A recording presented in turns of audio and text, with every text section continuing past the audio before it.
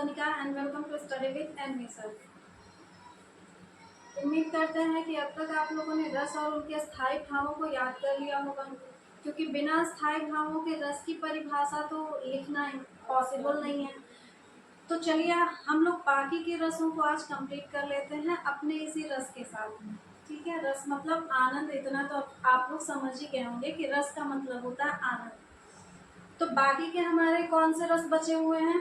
सारे रस को पढ़ना जरूरी नहीं है। पहली बात तो ये, जो बार बार हमेशा से एग्जाम में पूछे जाते हैं दो चार, उनको पढ़ना ज्यादा इम्पोर्टेंट है।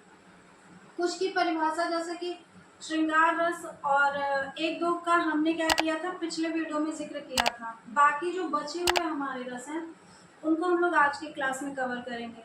परिभाषा और उनके एग्जाम्पल्स बस यही बचा है, उसके बाद हमारा रस का टॉपिक हो जाता है खत्म। तो चलिए देखते हैं कि कौन कौन से रस हमारे बचे हुए हैं। सबसे पहला रस हमारा बचता है वीर रस। तो वीर रस को हम लोग कैसे परिभाषित करेंगे? मान लेते हैं क्वेश्चन आ गया हमारा कि वीर रस किसे कहते हैं, उदाहरण सहित समझाइए। तो वीर रस को उदाहरण सहित समझाने के लिए हमको सबसे पहले पता होना चाहिए कि इसका स्थायी भाव क्या होता है। यानी कि वीर रस का स्थायी भाव क्या होता है? आप सबको पता है कि वीर रस का जो स्थायी भाव होता है वो उत्साह होता है, या इसको कह सकते हैं जोश। ठीक है, क्योंकि वीर रस से ही हमारे अंदर क्या आता है, एक मोटिवेशन आता है, जोश आता है। ठीक है, तो इसकी परिभाषा किस तरह से लिखना है, अब तक तो आप लोग सीख और समझ भी गए होंगे कि जब उत्साह नामक स्थायी भाव विभाव, अनुभाव और संचारी भाव से संयोग करता है, यानी जब उत्साह नामक स्थायी भाव का विभाव, अनुभाव और संचारी भाव से संयोग होता है, तो हमारा वीर रस की उत्पत्ति होती है या वीर रस की निष्पत्ति होती है। ठीक है, तो परिभाषा आप लोग खुद से कर लेंगे, ऐसा हम मान के चलते हैं। ठीक है, एग्जाम्पल में क्या करेंगे, बहुत ही आसान सा उदाहरण हम लोग लेते हुए चलेंगे, क्योंकि पेपर में हमको दिखाना नहीं है कि हाँ हम बहुत बड़े ज्ञानी हैं। ठीक है, बस पेपर में हमको पूरे नंबर लेके आने हैं। तो वीर रस के एग्जाम्पल में हम लोग क्या लिख सकते हैं, जैसा कि हमने बताया था कि सुभद्रा कुमारी चौहान का एक बहुत ही प्रचलित जो आता है पंक्ति, क्या, बुंदेले हर बोलों के मुख, हमने सुनी कहानी थी, खूब लड़ी मर्दानी में तो झांसी वाली रानी थी। ठीक है, ये भी हमारा वीर रस का ही उदाहरण है। तो हम इसको यहाँ पे लिखते हैं, परिभाषा आप लोग लिख लेंगे। और उदाहरण की अगर हम बात करते हैं तो हमने क्या बताया है,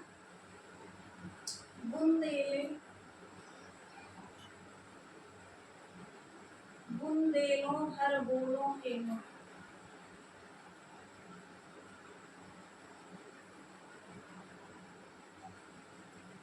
हमने सुनी कहानी थी,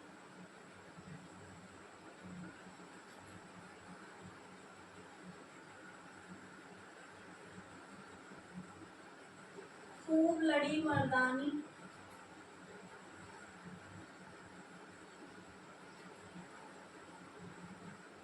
वह तो झांसी वाली रानी थी।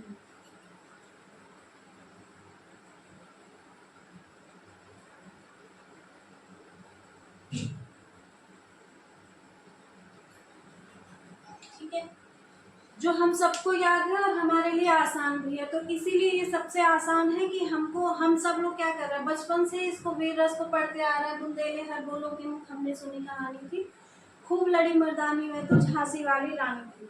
और ये वीर रस का हमारे क्या है, उदाहरण है, इसलिए हमने इसको यहाँ पे लिया है कि हमको भूलने, वैसे तो कुछ भी हम लिख सकते हैं जो भी वीर रस का हो, लेकिन ये सबसे आसान बात है, हमको यहाँ पे टाइम नहीं लगाना पड़ेगा कि हाँ हम कुछ और बैठ के रट रहे हैं।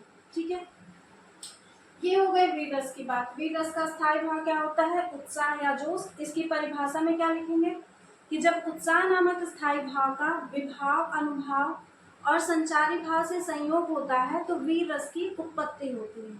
फिर लिखेंगे हम लोग उदाहरण। उसके बाद अब अगला रस जो हमारा आता है, हम क्या है उसको करुण रस।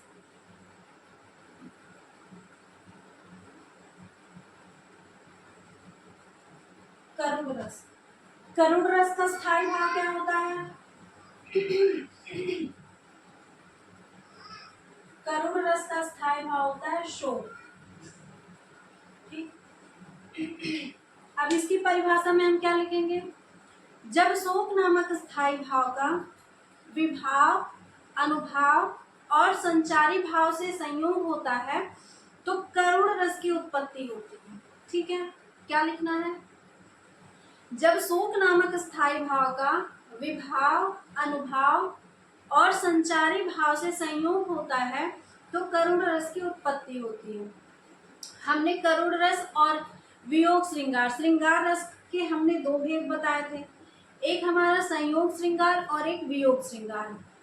हमने ये बता चुका है कि हाँ, हमने ये पहले भी बताया है कि जो हमारा ये करुण रस है और वियोग श्रृंगार, दोनों में ही क्या है? समानता है। ठीक है, दोनों का ही स्थायी भाव शोक ही होता है। ठीक है, दोनों में ही दुख होता है, लेकिन अंतर बस इतना है कि जो करुण रस होता है, यहाँ पे हम लोग उस एग्जाम्पल को लेते हैं जहाँ पे मिलने की दोबारा से उम्मीद ना हो। ठीक है, मतलब कि वियोग श्रृंगार रस में वो व्यक्ति दूर जा चुका है लेकिन फिर से वहां पे मिलने की उम्मीद होती है।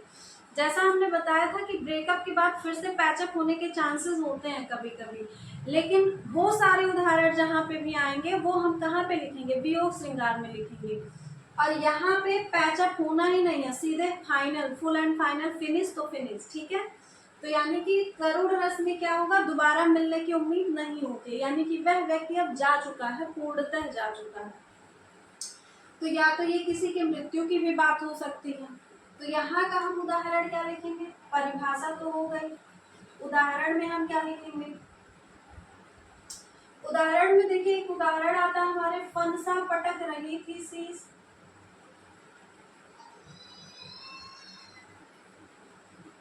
हंसा पटक रही थी शीश,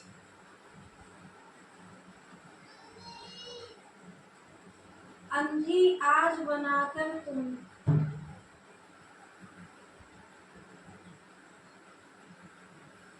अंधी आज बनाकर मुझको,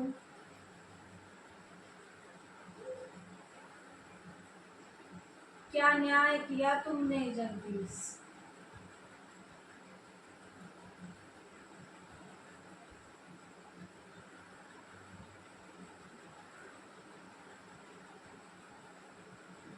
ठीक, ये घटना कब की है? यानी कि इन पंक्तियों का जिक्र कहाँ पे आता है? जब श्रवण कुमार को दशरथ के जो हमारे भेदी बाण लगे हुए थे और श्रवण कुमार की मृत्यु हो गई थी, तो उनकी माता जी जो है रो रो के यही कहती हैं कि मतलब वहां पे कवि ने इसी समय का वर्णन किया है। जब श्रवण कुमार की मृत्यु हो जाती है तो उनकी माता जी जो उनके दुख में रो रही हैं, तब वहां पे इस कवि ने क्या किया है? यही जिक्र किया है कि फंसा पटक रही थी शीश, अंधी आज बनाकर मुझको, क्या न्याय किया तुमने जगदीश। क्योंकि वहां पे अब क्या है? श्रवण कुमार की मृत्यु हो चुकी है, तो उनको अब क्या, उनके आने की तो उम्मीद है नहीं, इसीलिए इस उदाहरण को हम कहाँ पे रखते हैं? करुण रस में रखते हैं। ठीक है, उनकी माता क्या है? अपने पुत्र के वियोग में क्या कर रही हैं? रो रही हैं। तो यहाँ पे ये क्या हो गया? करुण रस हो गया। अब अगला रस हमारा क्या आता है? अद्भुत रस।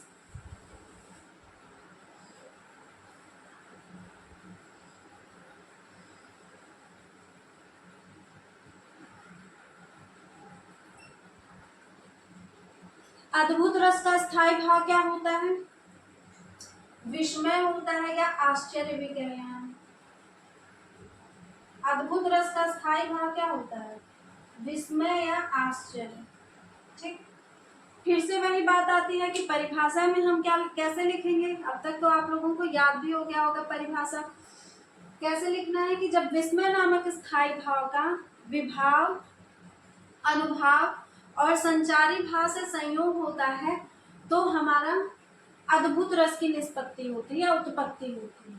ठीक है, अब अद्भुत रस है, मतलब इसका अगर स्थायी भाव क्या है? आश्चर्य, तो जाहिर सी बात है यहाँ पे उन पंक्तियों का जिक्र होगा जिनको देखने के बाद में क्या हो? आश्चर्य हो। ठीक है, शॉक हो। यहाँ पे हमारा कौन सा उदाहरण हम लेते हैं? सारे उदाहरण हमने आसान आसान से ही लिए। देख यशोदा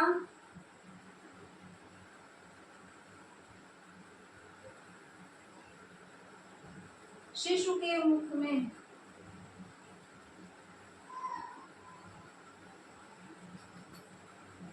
देख यशोदा शिशु के मुख में सकल विश्व की माया,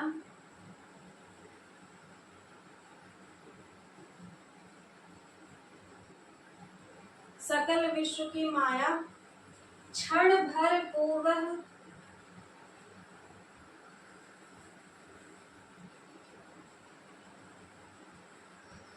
क्षण भर को वह बनी अचेतन।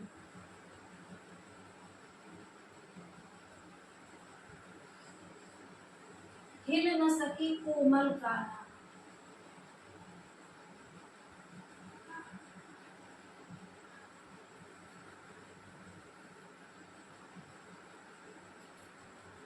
ठीक, ये हमारा कब का है? देख यशोदा शिशु के मुख में, जब श्री कृष्ण की बाल्यावस्था थी तो वहां पे क्या है कि एक बार उन्होंने मुख खोला था। आप लोग अच्छे से पढ़े भी होंगे, सुने भी होंगे और मूवीज में देखा भी होगा कि यशोदा मैया जब श्री कृष्ण क्या करते हैं, अपने मुख को खोलते हैं तो उनके मुख में ही संपूर्ण ब्रह्मांड दिख जाता है। किसको? यशोदा मैया को।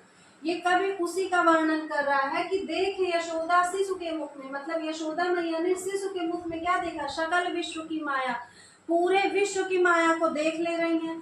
क्षण भर को वह बनी अचेतन, और ऐसा देखने के बाद वह एक क्षण के लिए क्या हो गई? बुत बन गई। अचेतन मतलब एकदम से शांत अवस्था में, उनको समझ में नहीं आया। तो ये हुई आश्चर्य की बात। हिल न सकी कोमल काया, यानी कि इस प्रकार से वह अचेतन हुई हैं कि उनका जो शरीर है वह बिल्कुल एक क्या है? बुत स्तंभ की भांति अब खड़ा है। यानी कि हिल न सकी कोमल काया, काया मतलब शरीर, उनका शरीर अब हिल ना सका है, अचेतन हो गया, यानी कि उसमें अब चेतना ही ना रह गई है। तो ये होता है हमारे क्या? अद्भुत रस की बात। अब ऐसा नहीं है, यहाँ पे कंफ्यूज नहीं होना है कि अगर श्री कृष्ण और यशोदा मैया की, हमने ही कहा था कि जब श्री कृष्ण और यशोदा मैया के प्रेम की बात होगी तो वात्सल्य रथ की बात करेंगे। लेकिन यहाँ पे कहीं पे भी इन दो पंक्तियों में हमको प्रेम का जिक्र नहीं मिला, इसलिए ये अद्भुत रस है। भाई देख के आश्चर्य वाली बात तो है कि देख यशोदा शिशु के मुख में सकल विश्व की माया, क्षण भर को वह बनी अचेतन, हिल न सकी कोमल काया। यानी कि यहाँ पे कहीं पे प्रेम का जिक्र नहीं है, इसलिए वात्सल्य रस नहीं होगा। कंफ्यूज नहीं होना, यहाँ पे ये कौन सा रस होगा? अद्भुत रस होगा। ठीक है, उसके बाद में हमारा कौन सा रस बचता है? अभी हम लोग वात्सल्य रस की बात करेंगे इसके बाद। अब अगला हम देख लेते हैं वात्सल्य रस।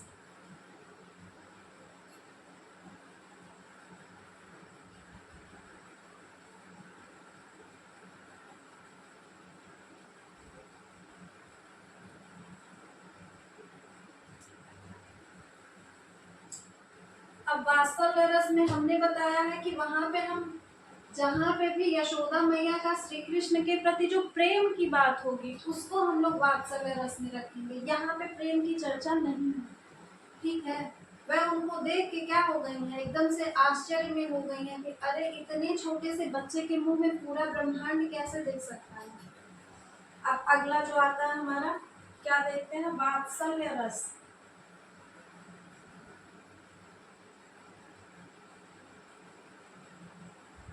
वात्सल्य रस, वात्सल्य रस का जो स्थायी भाव क्या है? वात्सल्य रति है।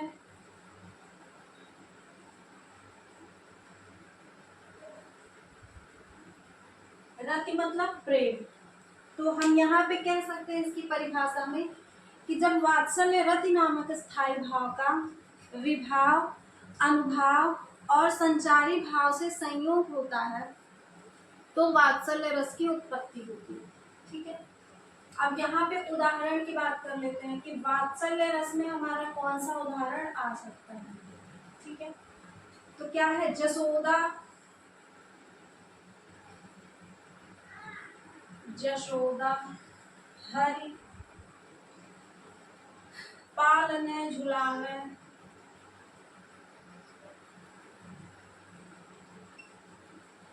जसोदा हरि पालने झुलावे, यानी कि जशोदा हरि मतलब भगवान, उनके पालने को झुला रही है। पालना मतलब जिसमें बच्चे को सुलाया जाता है। हल रावण,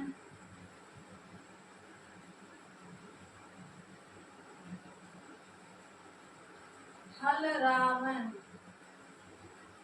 हल रावण दुल रावण,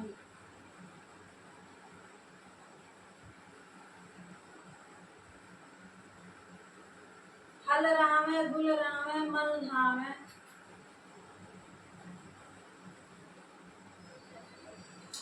जोई सोई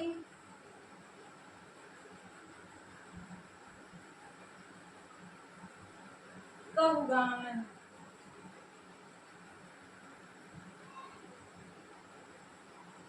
ठीक है, अब यहाँ पे देखिए, यहाँ पे हम कह सकते हैं कि ये वात्सल्य रस है। क्यों? क्योंकि यहाँ पे एक माँ का उसके बच्चे के प्रति प्रेम नजर आ रहा है कि जशोदा हरि पालने झुलावे, पालने को झुला रही है जशोदा मैया, और हल रावे दुलरावे, मतलब हल रावे दुलराने का मतलब तो दुलराना ही होता है बच्चे को, किस तरह से दुलारा जाता है। हल रावे दुलरावे मल धावे, उसको किसी तरह पुचकार रही हैं, बुला रही हैं।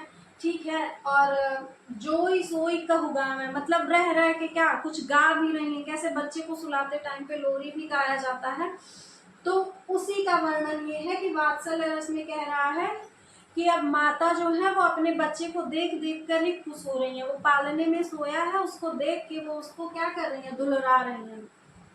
तो यहाँ पे आश्चर्य की बात नहीं है, यहाँ पे प्रेम की बात है, और वो भी किसका, एक माता का अपने पुत्र के प्रति प्रेम है। तो इसलिए यहाँ पे जो रस है वो हमारा हो जाता है किस रस का उदाहरण, वात्सल्य रस का उदाहरण हो जाता है। ठीक है,